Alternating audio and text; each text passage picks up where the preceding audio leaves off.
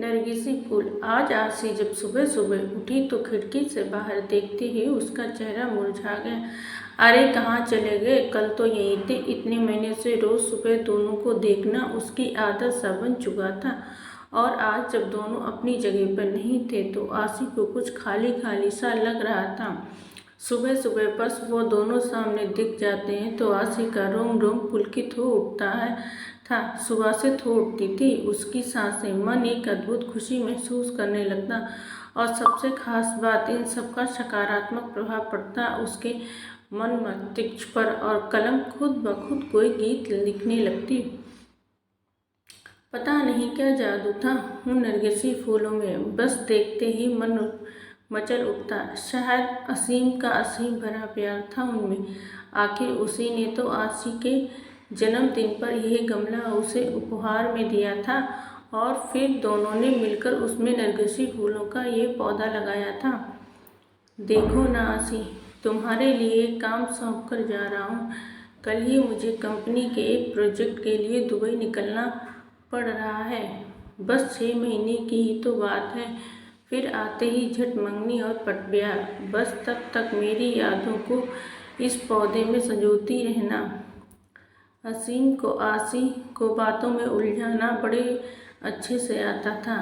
असीम बेशक चला गया था, लेकिन आसी हर रोज बड़े अरमानों से उस पौधे को सींचते रही। आसी की खुशी का उस वक्त ठिकाना नहीं था जब वह एक रोज सुबह उठी और उसने पौधे पर 2 फूल खिले हुए देखे, पीले रंग के।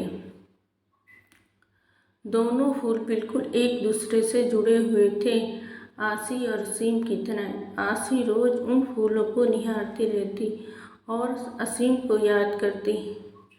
आसी की रोज असीम से फ़ोन पर बात तो होती थी। भला 2 साल से चल रहा प्रेम दूरियों में कैसे कम हो सकता था? इसी प्रेम की शक्ति ने तो उसे क्या से क्या बना दिया था।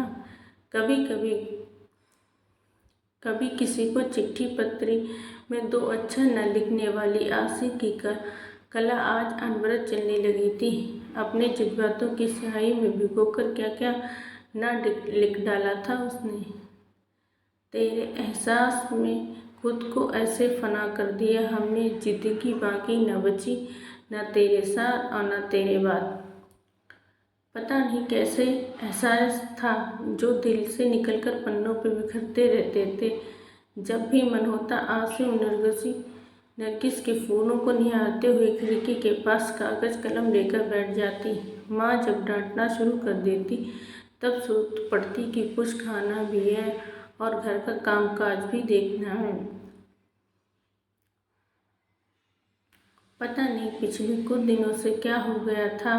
पतझड़ का मौसम आ गया था, फूल मुरझाने लगे थे। माली से पूछकर खाद पानी भी डाला। असीम को फ़ोन पर बताया तो वह भी पहले को हंसा, फिर बोला पतझड़ बीत जाने दो, सब कुछ ठीक हो जाएगा। आसी फिर भी आसपत नहीं हो पा रही थी। अब तो बसंत की बहार भी छाने लगी थी। चारों तरफ एक मीठी बहार बहने लगी थी, लेकिन फिर भी आसी को कुछ सही नहीं लग रहा था। आज भी उन फूलों को देखे बिना बेचैनी बढ़ रही थी। आसी कागज कलम फेंक कर बाहर आ गई थी और गमले के आसपास ही चहलकदमी करने लगी। कुछ समझ नहीं आ रहा था कि क्या हो रहा है। इसी बीच में से उसे ये भी ध्यान नहीं रहा कि काफ़ी देर से बाहर की घंटी बज रही है। आसी कहाँ खोई हुई हो? दरवाजे कब से घंटी बज रही है? ध्यान कहाँ है? माँ ने दरवाजे की ओर जाते हुए पूछा। इससे पहले कि आसी संभल पाती, दरवाजे पर असीम खड़ा था, मुस्कुराते हुए हाथों में नरगिसी फूल लिए।